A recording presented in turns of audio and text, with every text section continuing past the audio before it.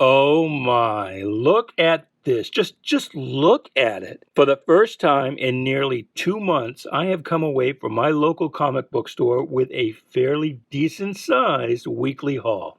So, what did I buy and why did I buy it? Stick around, you'll find out.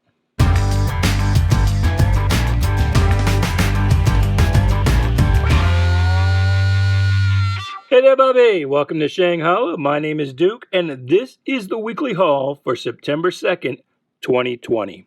So what is the weekly haul? Well, it's not really reviews because I just brought these four-color splendors home from the comic book store. I haven't had a chance to read them yet. What this is really is it's just a chance for me to go over what I bought, why I bought it, and maybe talk a bit about some of the things I chose not to buy and why that might be. As far as the point and purpose of these weekly haul videos, well, there are two.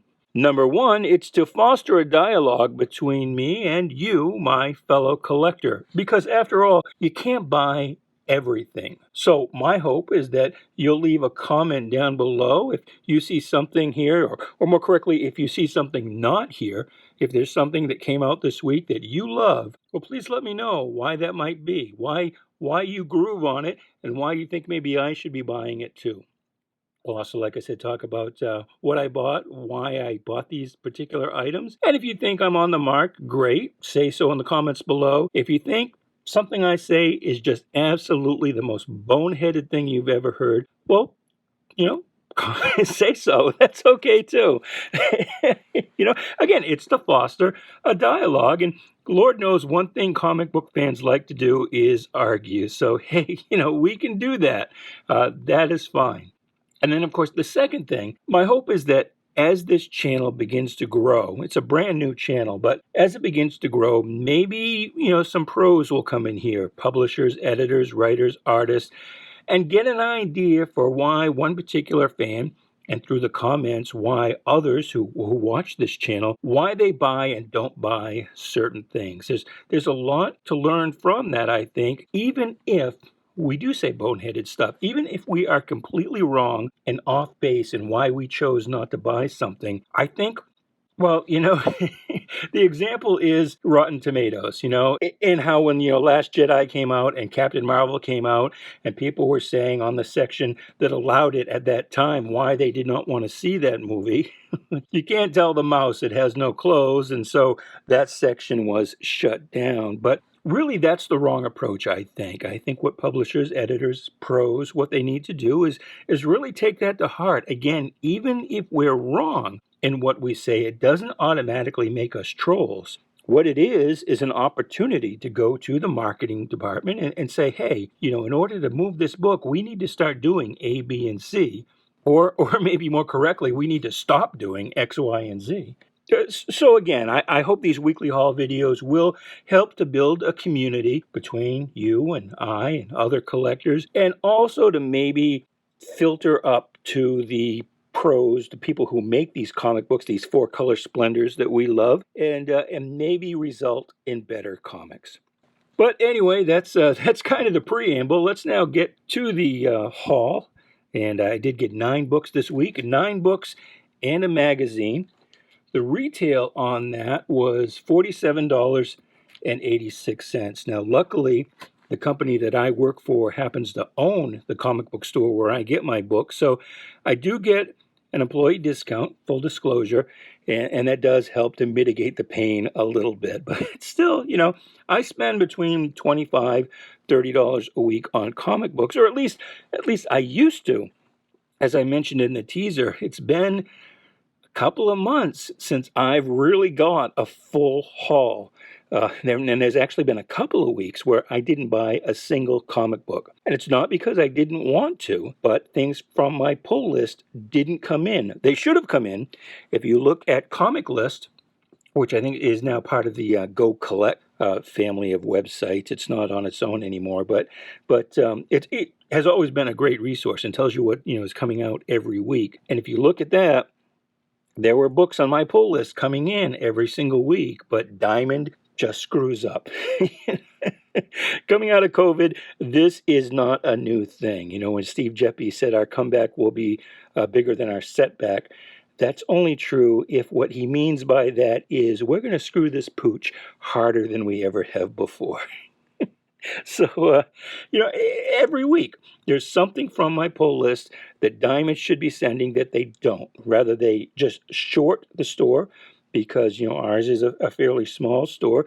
Some of the things we get in, I'm the only person who orders it. Or they just mess up the order, or more often than not, something comes in damaged and has to be sent back. And if you talk about DC Comics, it's two new distributors. I really can't speak to Lunar, but UCS, which is a division of Midtown Comics, they're just as bad, worse even, because they have an example. They have a bar that they are supposed to clear. There's a reason they were chosen instead of Diamond, and it's just they're as bad at the packing as Diamond ever was. There's no bubble wrap. I don't know what people are talking about, all this bubble wrap, all these videos people do and say how great these books are shipped. No, it's just like Diamond. It's just books floating around in a box, and stuff comes in damaged, and it has to be sent back. But worse than that, again, we still get shorted. They still mess up the orders.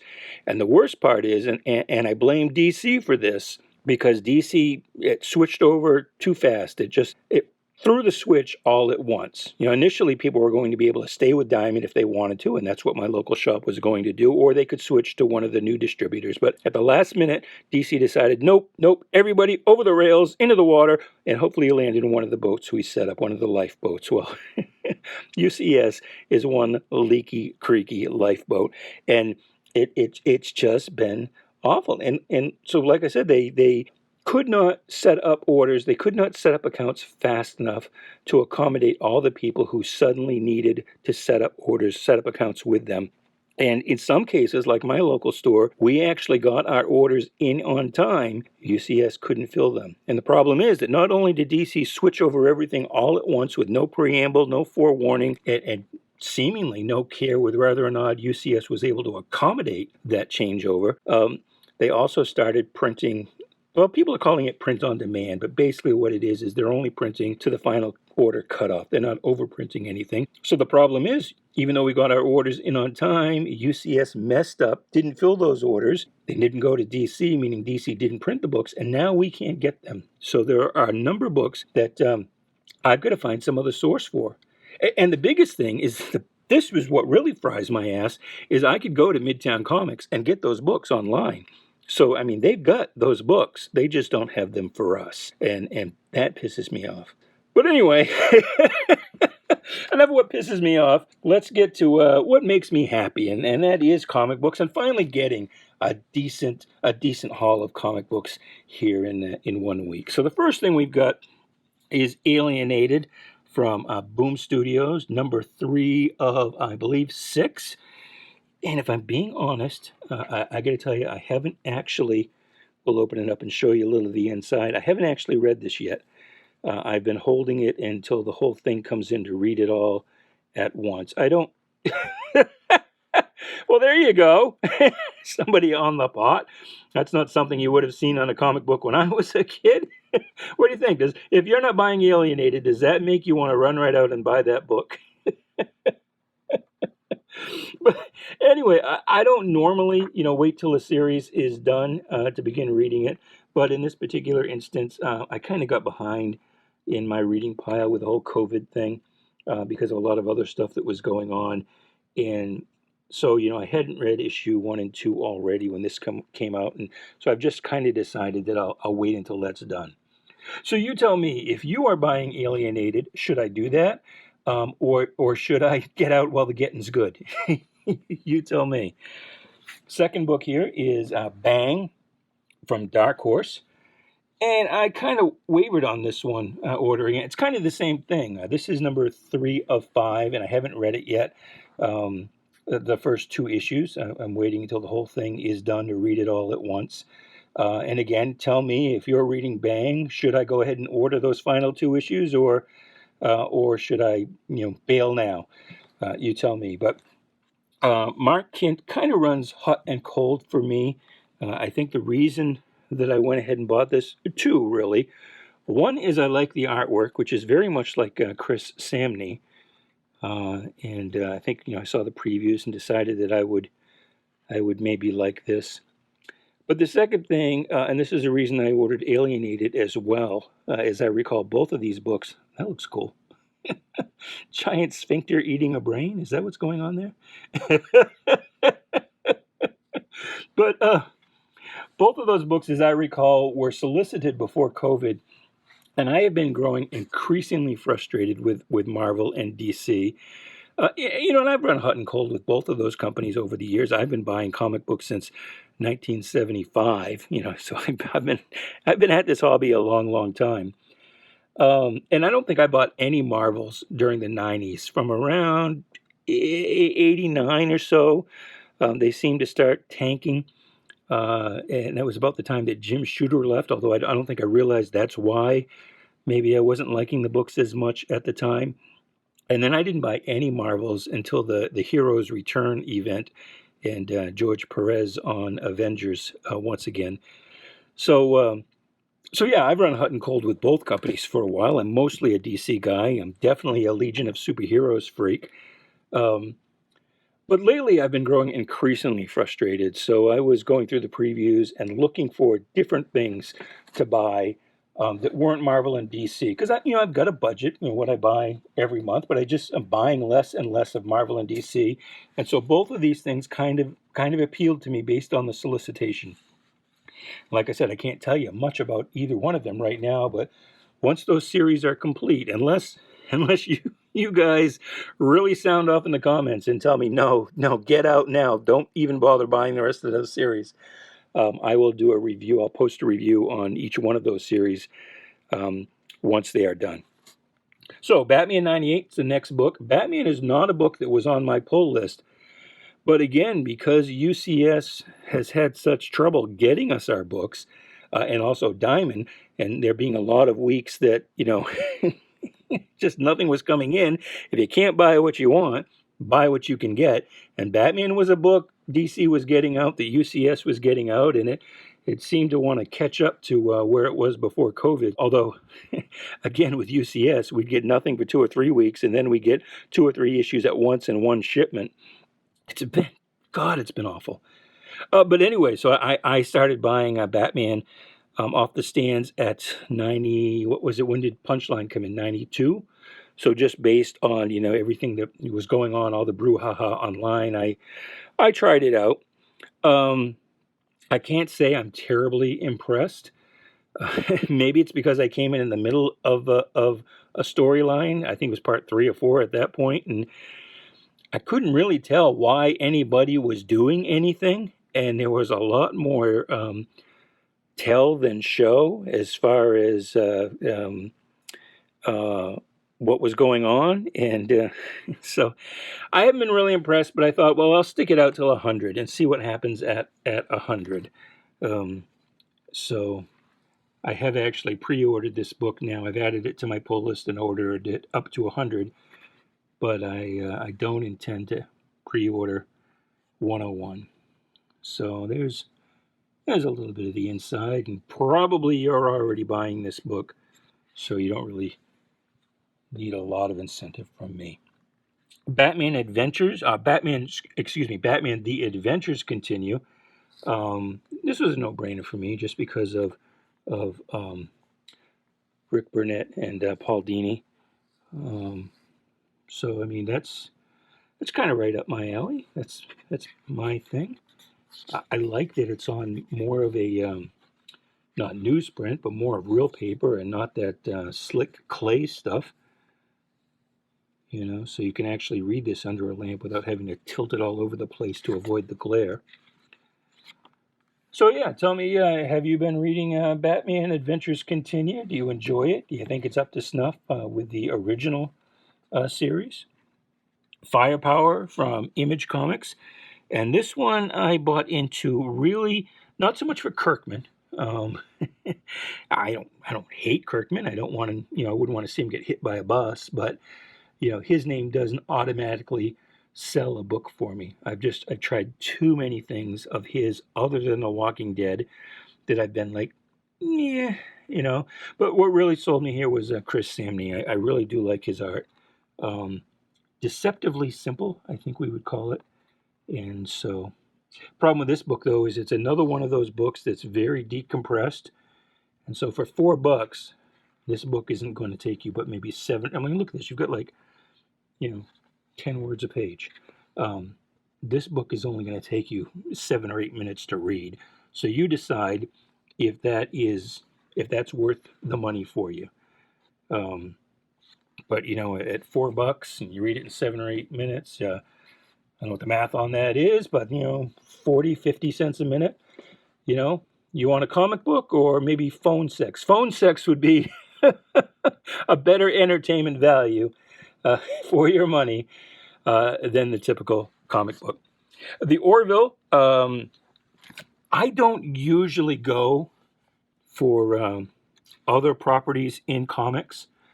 I've never really been into Star Trek or Star Wars comics or Doctor Who comics, all things that I've been really, really big on at various times.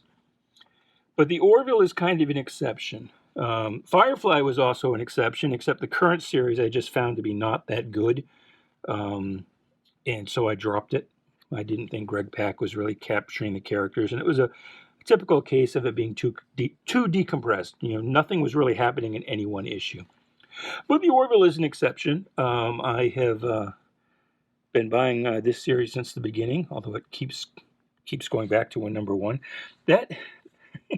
This cover, they say, Orville's a riff on Star Trek, and better Star Trek than Star Trek Discovery of Picard is.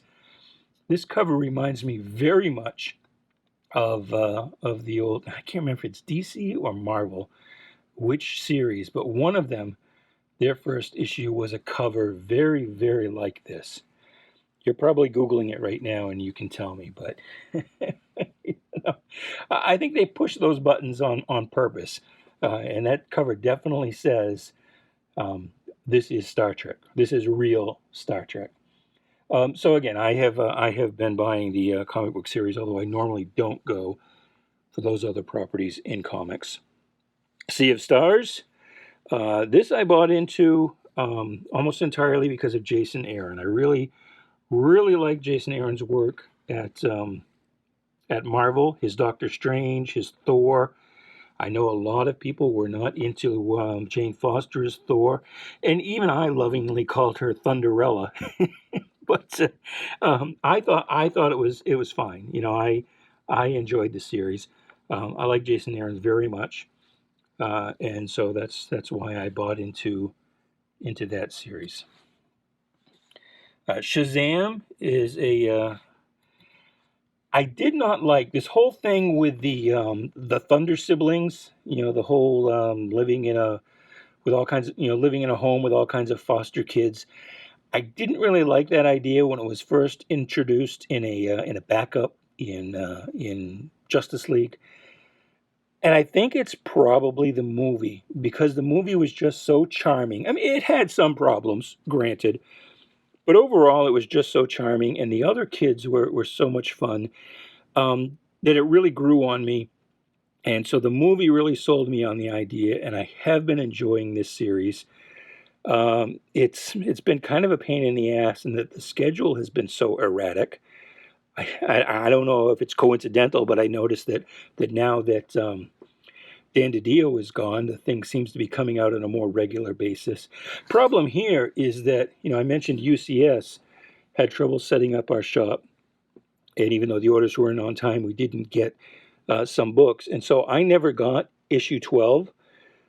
So I've got to find that one. I haven't read 13 yet. I've got 13. I haven't read it. Here's 14. I probably won't read it until I can finally get number 12. So I'm going to find someplace online I can get that, someplace that is not Midtown Comics, because I refuse to do that. Strange Adventures. I don't hate.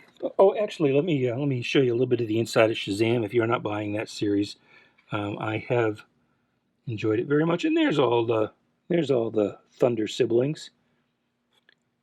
And so I've enjoyed this book. This book has been very kind of old school, almost Bronze Agey, as far as just the fun and the adventure. And there's enough going on. Granted, you got a lot of, just 4-panel pages, but enough going on, and, double page spreads, but enough going on that, I don't get to the end of the book and feel like I've been cheated for $4, you know, which today, if a comic book takes 15 minutes to read, I consider it a decent value, just comparatively to everything else. So back to Strange Adventures. I had kind of the same problem with Tom King that everybody did for a while there, and then decided to forgive him when he made his apology. The book looks great, nothing wrong there, um, but it's not unlike.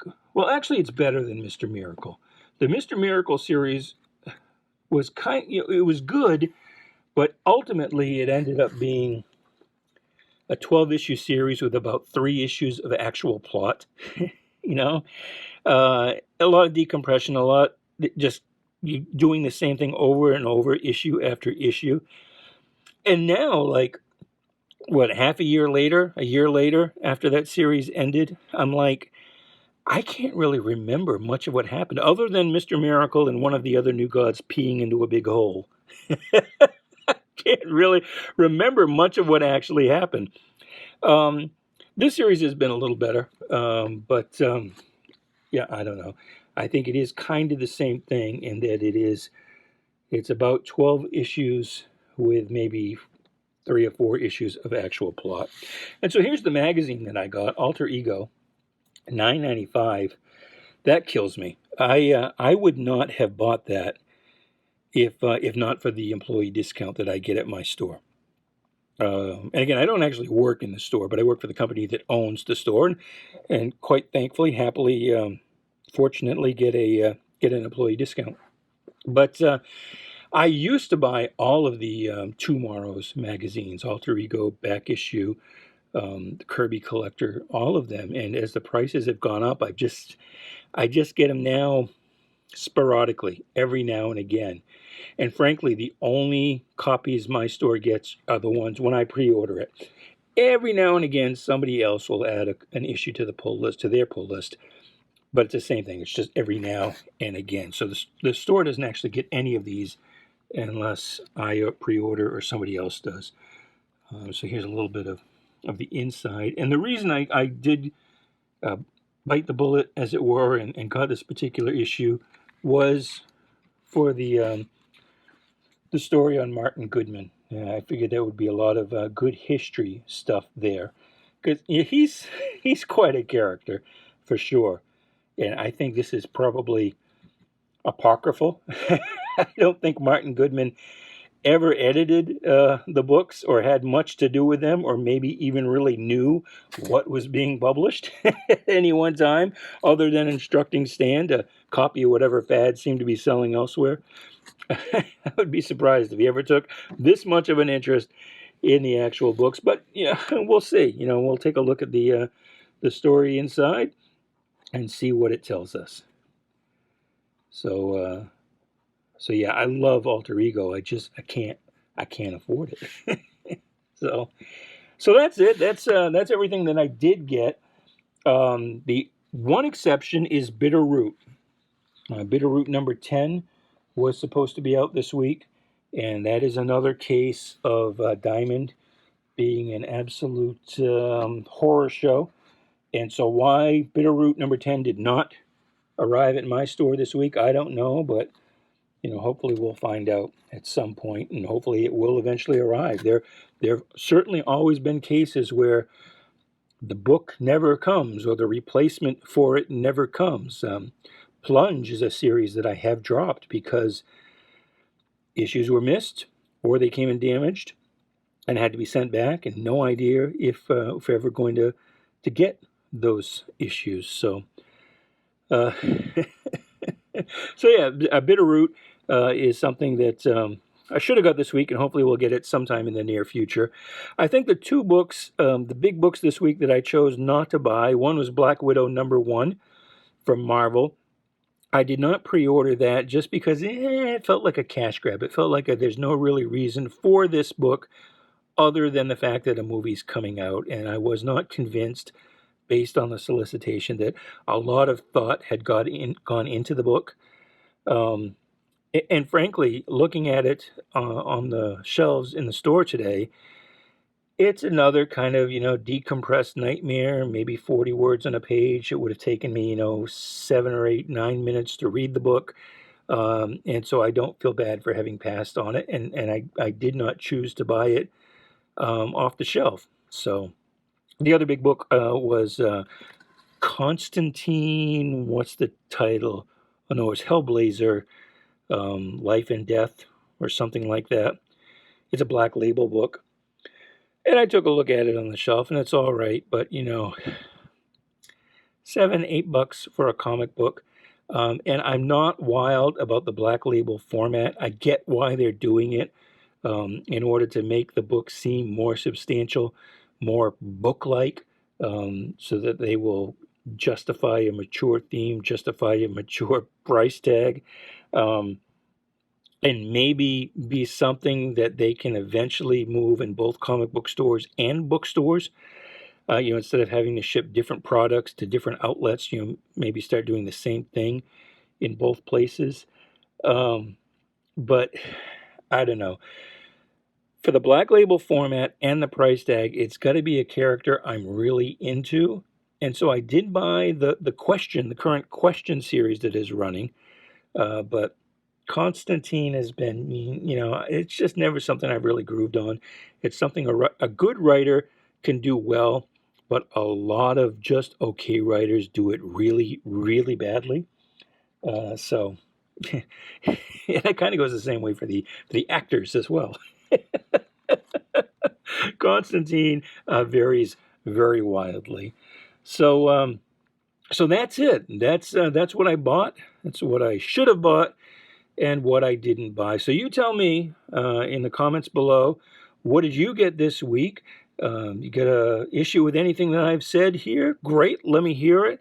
Anything that you bought that you think that I should also be buying, please let me know. I'd love to try something new. Be happy to take you up on your recommendation. But until then, keep reading comics, and until the next video, goodbye, good luck, and please be good to each other.